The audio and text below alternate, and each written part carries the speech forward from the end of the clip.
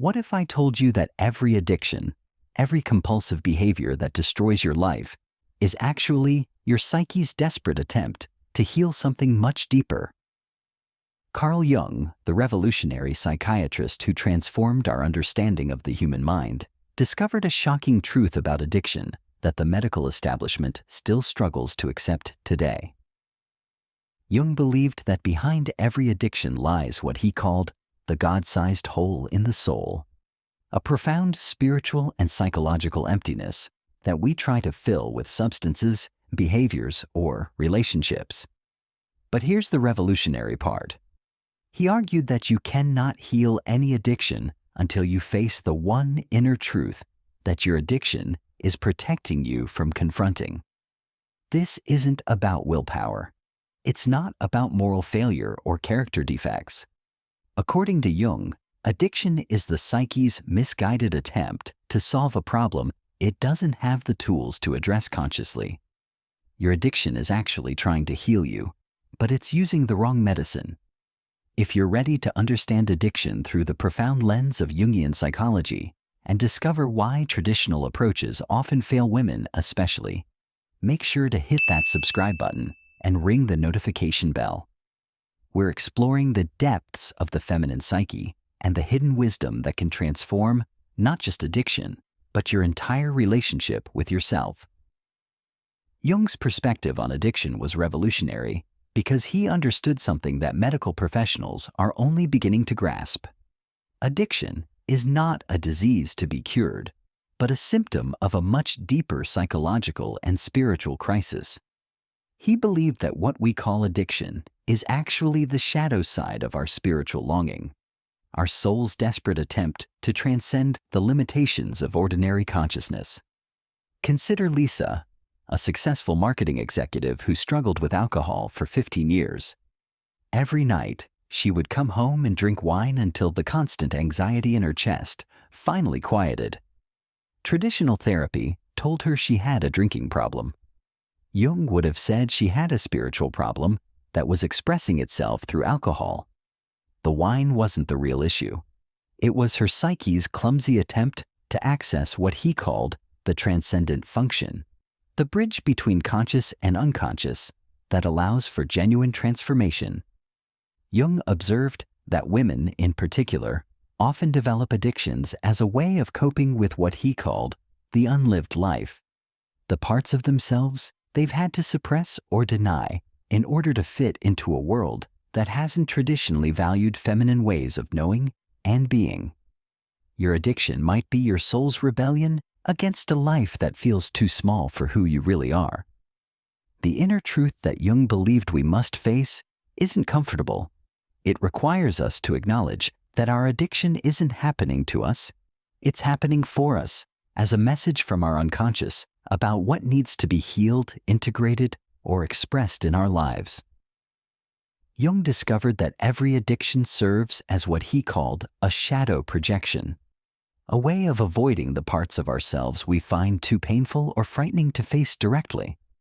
The substance or behavior becomes a container for all the emotions, desires, and aspects of personality that we've rejected or been taught to suppress. For women, this shadow material often includes what Jung called the negative animus, the wounded masculine energy within the feminine psyche. This might manifest as suppressed anger, denied ambition, or the parts of yourself that want to create, compete, or claim space in the world.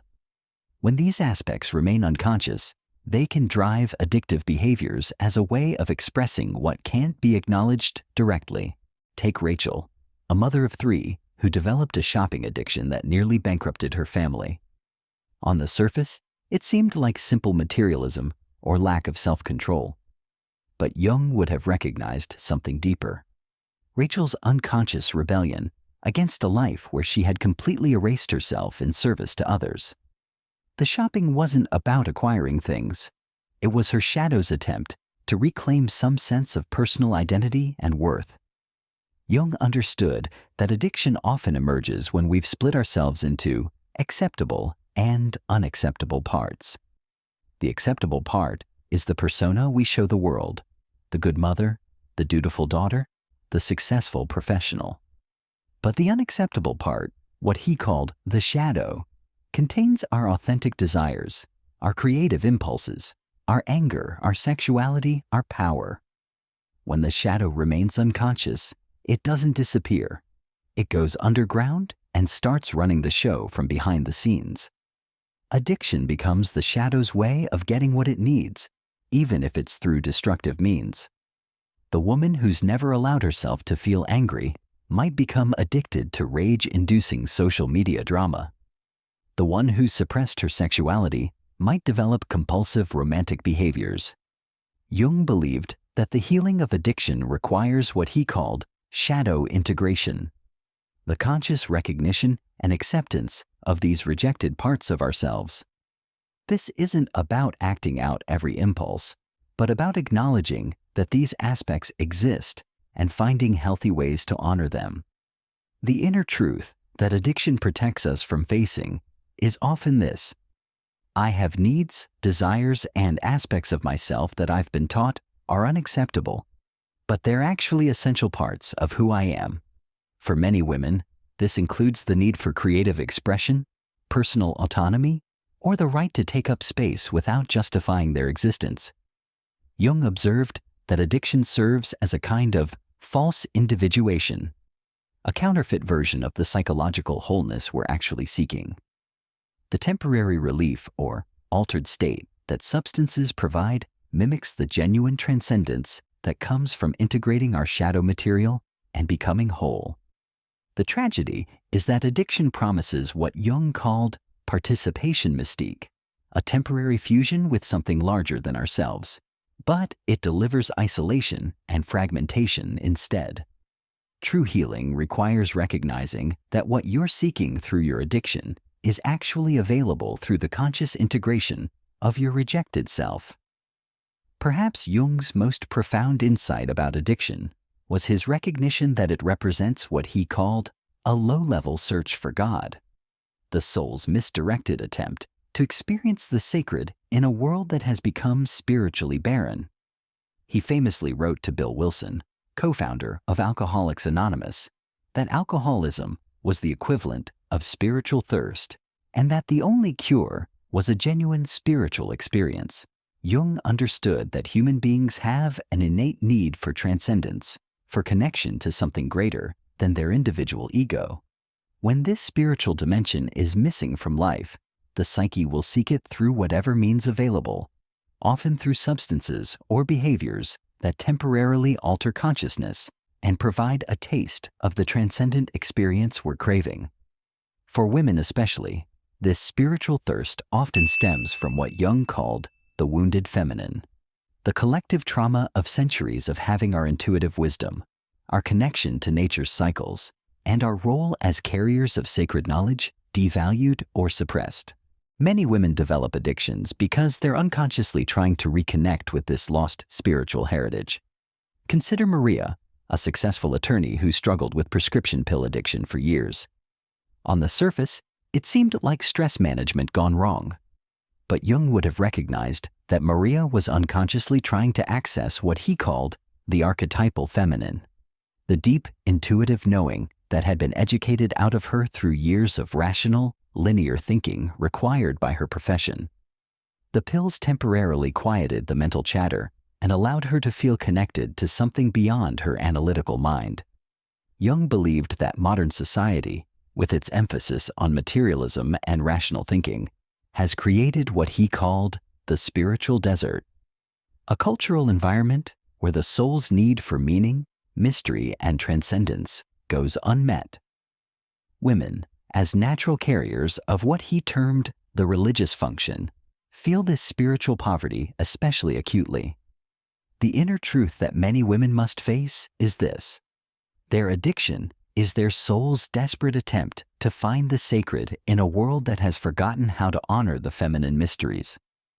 The altered states that substances provide mimic what Jung called the numinous experience, encounters with the divine that naturally occur when we connect with our deepest self through meditation, creative expression, or communion with nature. Jung observed that addiction often serves as what he called a substitute religion. A ritualistic practice that provides structure, community, and altered consciousness in place of genuine spiritual connection. The problem is that this substitute religion ultimately leads to destruction rather than transcendence. He believed that true healing from addiction required what he called the religious attitude, not adherence to any particular doctrine, but a reverent openness to the mystery of existence and our place within the larger cosmic order. For women, this often means reclaiming their natural role as priestesses of their own inner wisdom.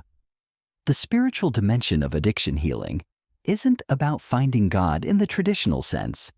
It's about recognizing that the divine feminine principle exists within you and learning to access it through conscious practice, rather than through substances that ultimately disconnect you from your authentic spiritual nature.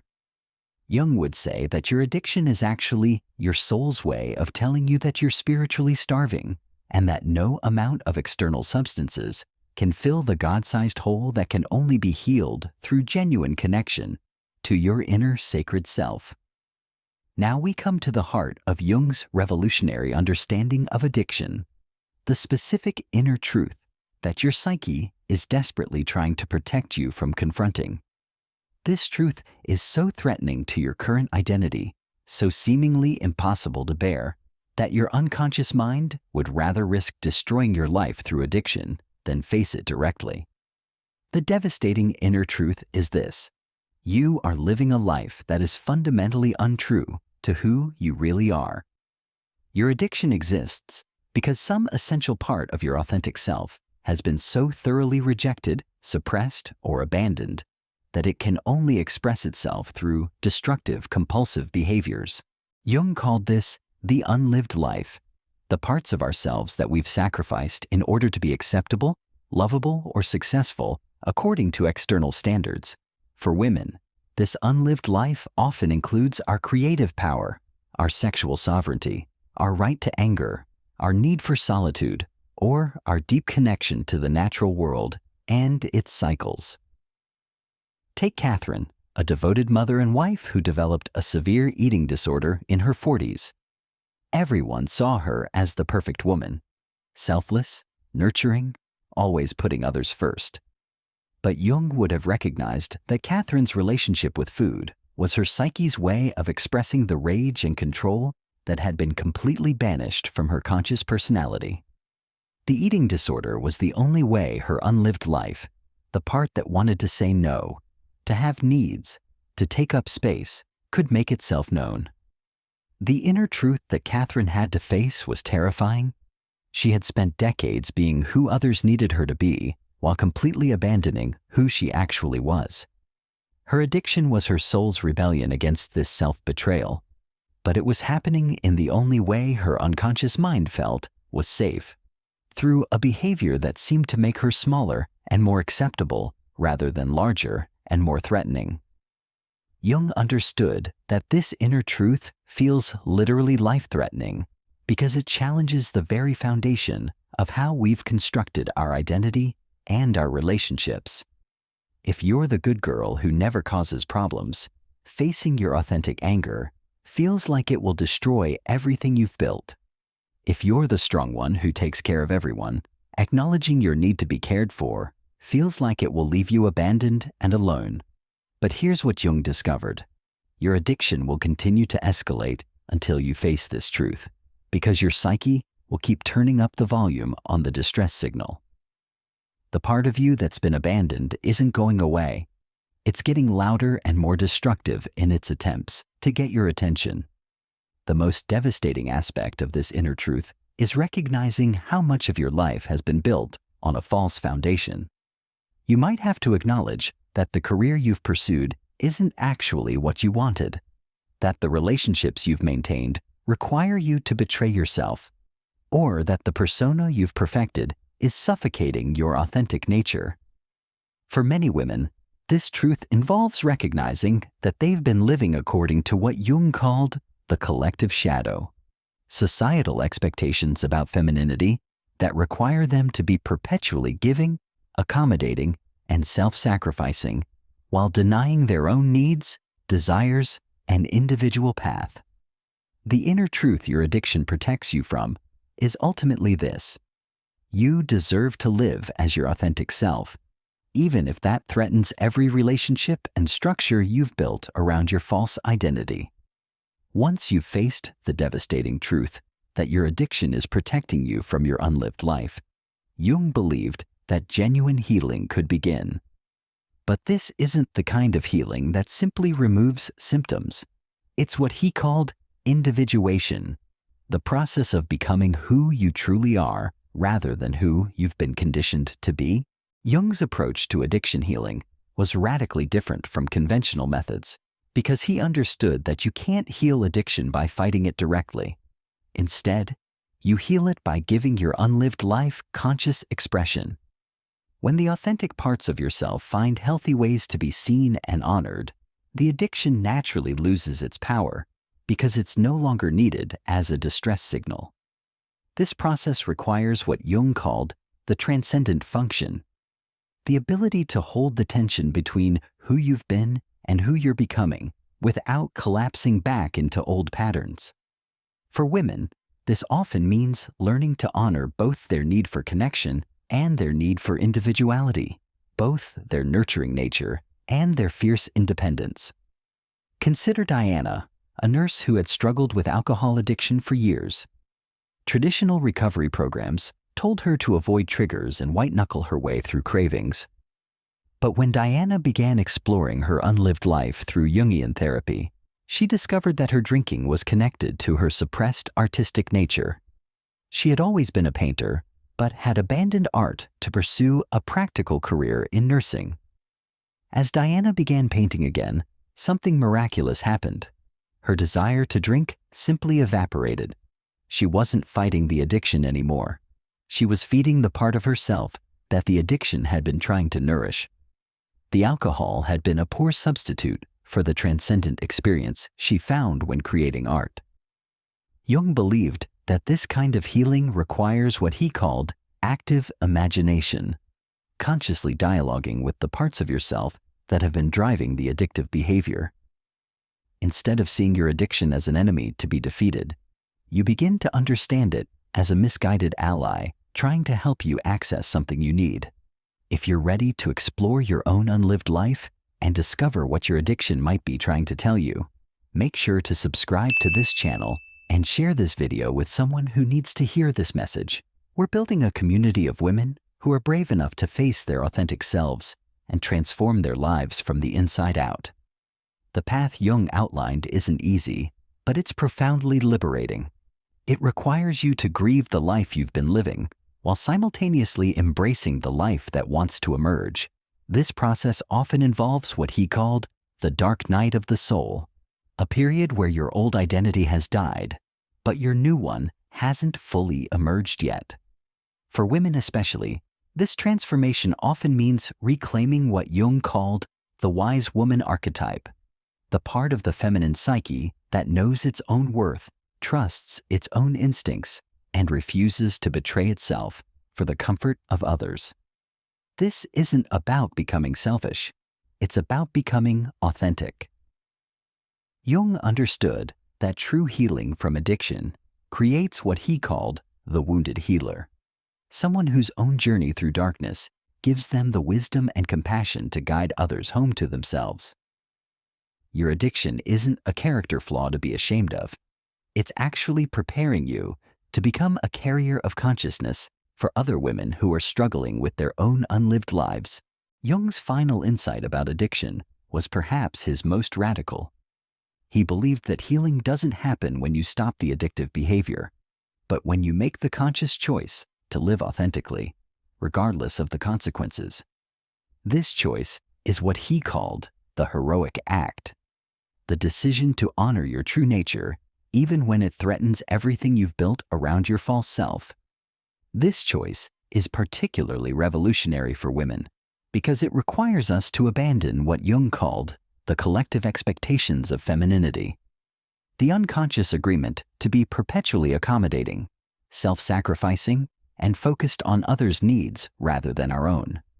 Making this choice means risking disapproval, abandonment, and the loss of relationships that were built on your willingness to betray yourself.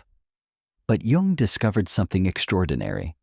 When you make this choice authentically, the people who truly love you will adapt and grow with you, while those who only loved your false persona will naturally fall away. This isn't a loss. It's a clearing that makes space for relationships based on truth rather than performance. The woman who recovers from addiction through Jung's approach doesn't just stop using substances. She becomes a completely different person. She trusts her instincts, honors her needs, expresses her creativity, and refuses to participate in relationships or situations that require her to abandon herself. This transformation is so profound that Jung called it psychological rebirth. Remember Lisa from the beginning of our journey. When she finally faced the truth that her drinking was masking her soul's rebellion against a life that felt too small, she didn't just quit alcohol. She quit her job, ended her marriage to a man who couldn't see her authentic self, and started the creative business she'd been dreaming about for years. Her life became unrecognizable, but for the first time, it was actually hers. Jung understood that this kind of transformation is what addiction has been trying to accomplish all along: the death of the false self and the birth of the authentic one. Addiction is actually your psyche's crude but determined attempt at individuation. When you understand this, you can cooperate with the process consciously instead of letting it destroy your life unconsciously. The revolutionary choice isn't just about your personal healing. It's about contributing to what Jung called the collective healing of the feminine. Every woman who chooses authenticity over acceptability makes it easier for the next woman to make the same choice. You become part of a lineage of women who refuse to live unlived lives. Your addiction was never your enemy. It was your soul's desperate attempt to wake you up to the life you were meant to live. The question isn't whether you can stop your addictive behavior. It's whether you're brave enough to start living as who you really are. Jung believed that when you make this choice, you don't just heal your addiction. You become a healing presence in the world. Your authenticity becomes a gift to everyone whose life you touch, permission for them to be real in a world that rewards pretense. The inner truth you've been avoiding isn't going to destroy you. It's going to set you free. And in your freedom, you become a beacon for every other woman who is ready to stop living someone else's life and start living her own.